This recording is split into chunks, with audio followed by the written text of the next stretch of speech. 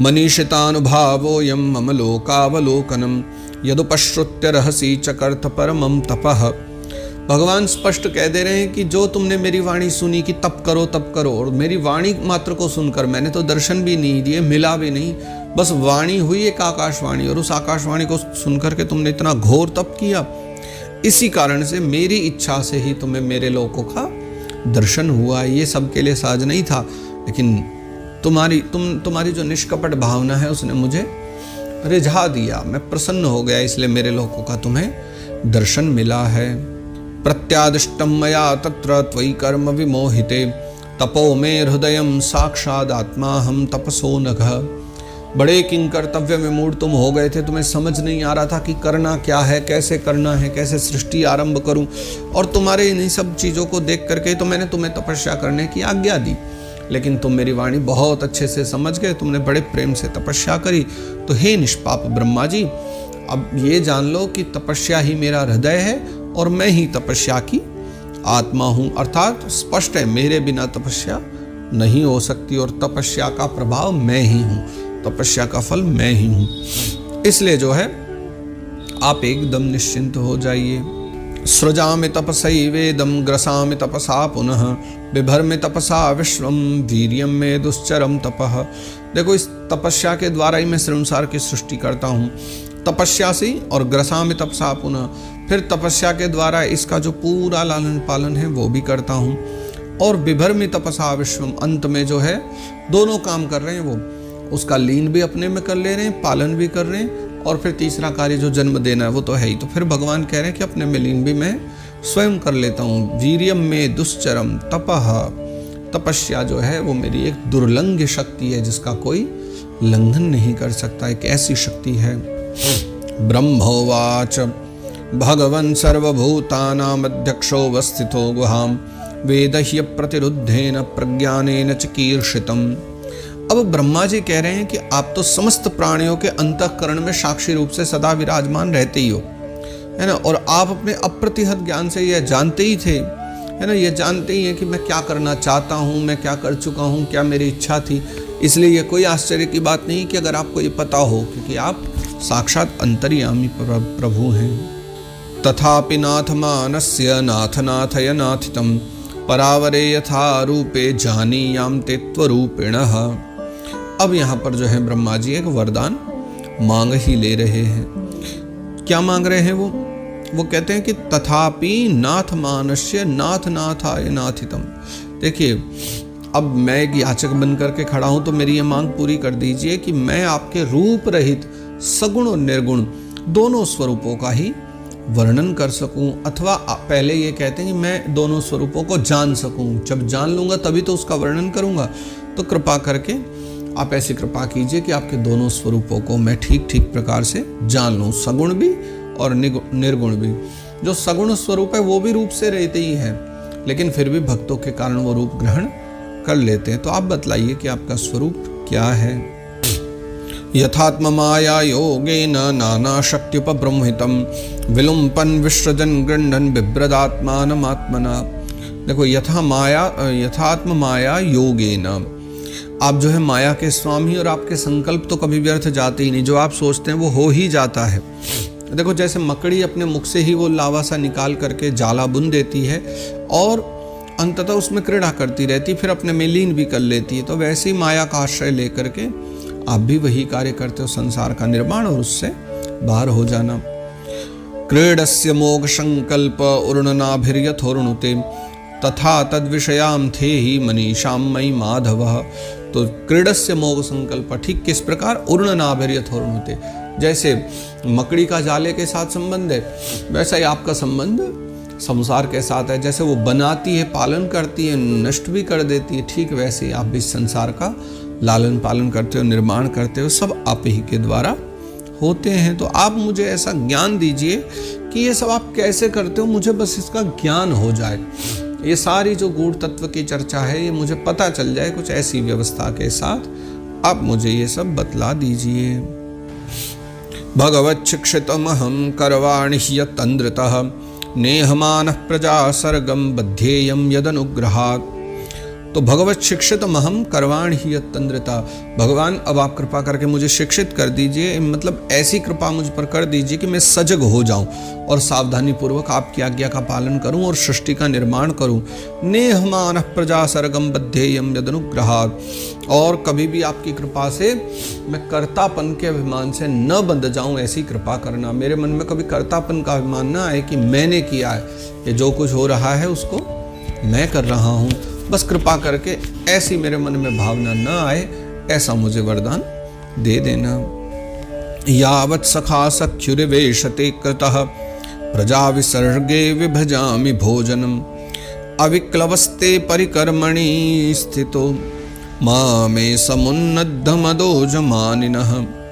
देखो आपने मेरे साथ जो है ना, यावत् सखा सख्युरिखेवते कृता, जैसे सखा मित्र होते हैं ना, आपने मित्र के समान मेरा हाथ पकड़ा है, अपना मित्र मुझे स्वीकार कर लिया है ना। तो अब जब मैं आपकी सेवा सृष्टि रचना में लगूं, आपकी जो सेवा करूं, यानी आपने जो कर्म दिया है सृष्टि की रचना में लगूं, तो सावधानी पूर्वक मैं ये कर्म सब करना चाहता हूं, लेकिन पूर्व सृष्टि के जो गुण कर्मानुसार हैं और जीवों का विभाजन आदि जब मैं करूंगा, सब बनाऊंगा, तो कहीं ऐसा ना हो कि मैं भी अपने आप को जन्म कर्म से स्वतंत्र मान लूं, क्योंकि मैं भी जन्म कर्म से स्वतंत्र नहीं हूं।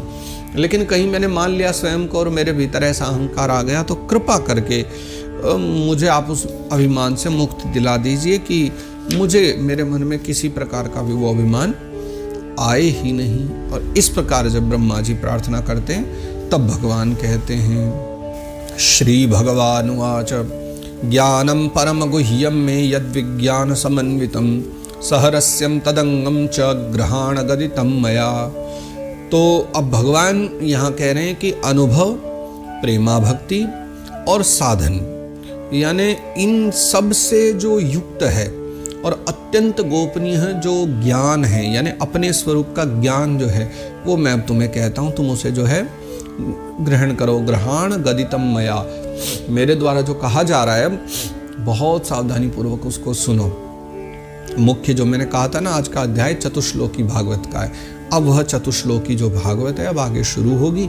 4 श्लोकों वाली भागवत है जो भगवान समझा रहे हैं, लेकिन उससे पहले एक श्लोक और है जिसमें भगवान बड़ी प्यारी बात कह रहे हैं। यावानहं यथा भावो यद्रूप गुण कर्मकः तथैव तत्व विज्ञानमस्तु ते मदनुग्रहात्। मदनुग्रहात्, मेरे अनुग्रह से क्या क्या पाओ। भगवान कह रहे हैं मेरा जितना विस्तार है, मैं यानी जितना बड़ा हूँ, जहाँ जहाँ फैला हुआ हूँ, जैसे भी मेरे लक्षण हैं, है ना, और जितने मेरे रूप गुण लीलाएं, जो कुछ भी मतलब मेरा है, मेरी कृपा से उनका तत्व तुम जो है ठीक ठीक प्रकार से समझ जाओ, उसका ठीक वैसा ही अनुभव करो, ऐसा मेरा वरदान है। और इसके बाद भगवान जो है फिर 4 श्लोकों की वो जो भागवत है उसका शुभारंभ करते हैं। तो 4 श्लोकों में सब ज्ञान, अगर आप थोड़ा सावधानी पूर्वक इसको समझें, तो यह जो चतुश्लोकी भागवत है, इसमें संपूर्ण ज्ञान है। परमात्मा ने इस विश्व जगत का मूल जो है वो दे दिया और इसके द्वारा ही संपूर्ण भागवत लिखी गई है। तो अब आगे चतुश्लोकी भागवत आरंभ करते हैं और भगवान की ये वाणी है। भगवान कह रहे हैं, अहमेवा समेवाग्रे नान्यद यत् सदसत्परम पश्चादहम यदेतच्च यो शिष्येत सोष्म्यहम्। भगवान कह रहे हैं सृष्टि के पूर्व अहम एव समेवाग्रे, सृष्टि से पूर्व मात्र मैं ही था, यानी तुम्हें जो कुछ दिखाई दे रहा है ना, समेवाग्रे सब कुछ, अहम एव, यानी वो मुझसे अन्यत्र कुछ भी नहीं, सब कुछ मेरा ही रूप है। सृष्टि से पूर्व केवल मैं ही मैं था, मेरे अतिरिक्त न स्थूल था न सूक्ष्म था, न दोनों का कारण जो अज्ञान है वो था, है ना। जहाँ ये सृष्टि नहीं थी वहाँ मैं ही मैं हूँ, और इस सृष्टि के रूप में जो कुछ प्रतीत हो रहा है वह भी मैं ही हूँ, और जो कुछ बच रहेगा वो भी मैं ही रहूँगा। तात्पर्य समझे कि जो कुछ आज है वो भी है, वो भी मेरा ही स्वरूप है, जो कल होगा मेरा स्वरूप है, जो पहले था वो भी मेरा ही स्वरूप है। यद सद असद परम, सद और असद दोनों रूपों में जो कुछ भी है सब मैं ही हूँ। पश्चादहम यदेतच्च, तो जो कुछ बचेगा सो भी मेरा रूप है, जो था वो भी मैं ही हूँ, जो आज दिख रहा है सो भी मेरा ही रूप है। ऋतेऽर्थं यत् प्रतीयेत न प्रतीयेत चात्मनि तद्विद्यादात्मनो मायां यथा भासो यथा तमः। देखो, वास्तव में न होने पर भी जो कुछ अनिर्वचनीय वस्तु मेरे अतिरिक्त मुझ परमात्मा में दो चंद्रमाओं की तरह ही मिथ्या प्रतीत हो रही है, अथवा विद्यमान होने पर भी आकाश मंडल के नक्षत्रों में राहु की भांति जो मेरी प्रतीति नहीं होती, इसे मेरी माया समझना चाहिए। स्पष्ट यही है, सद असद परम, यानी कि जो कुछ भी आपको वहां आकाश मंडल में, तारा मंडल में, सौर मंडल में दर्शन हो रहा है, प्रतीत हो पा रहा है, वस्तुतः वो कुछ सत्य भी है, कुछ असत्यवत भी है। कुछ की सत्ता वस्तुतः अस्तित्व में है, कुछ की सत्ता नहीं है। लेकिन आप जो भी देख पा रहे हो वो मिथ्या हो, प्रपंच हो, जगत का भाग हो या जगत से परे हो, कोई जगत का भाग न भी हो, विश्व का हो, ब्रह्मांड का कोई अस्तित्व हो, वो सब का सब जो है ईश्वर का ही रूप है। तो सत और असत दोनों रूप ही परमात्मा के द्वारा प्रकट होते हैं।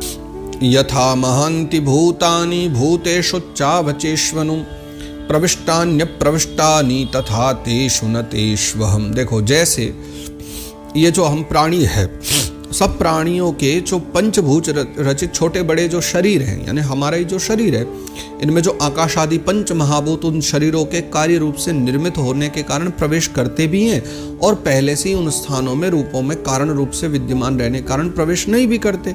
वैसे ही उन प्राणियों के शरीर की दृष्टि से मैं उनमें आत्मा के रूप में प्रवेश किए हुए हूँ, और आत्म दृष्टि से अपने अतिरिक्त और कोई वस्तु न होने के कारण उनमें प्रविष्ट नहीं भी हूँ। इस बात का तात्पर्य क्या है? इसको ऐसे समझिए कि जैसे कि जब शरीर का निर्माण हुआ तो ये शरीर पंच महाभूत है, तो जैसे ही शरीर का निर्माण हुआ, माँ के गर्भ से बालक का जन्म हुआ, तो ये पंच महाभूत के जो पंचभूतों के द्वारा जो निर्मित शरीर है, तो इसके जन्म लेते ही इसमें पंच महाभूतों की एक सत्ता विद्यमान हो गई, आकर के विराजमान हो गई। कैसे कि जैसे इसमें माटी है तो गंध प्रकट हो गई, इसमें जल है तो रस का प्रागट्य हो गया, है ना, इसमें तेज है रूप का प्रागट्य हो गया। तो ठीक उसी प्रकार पंच जो तन मात्राएं पंच महाभूत हैं, उनका भी प्रागट्य इस शरीर में हो गया। लेकिन वस्तुतः देखा जाए तो वो पूर्व से ही पंच महाभूतों से निर्मित है, तो उनका आना भी कोई कार्य नहीं माना जाएगा, वो तो पूर्व से ही विद्यमान है, ऐसा भी माना जाए।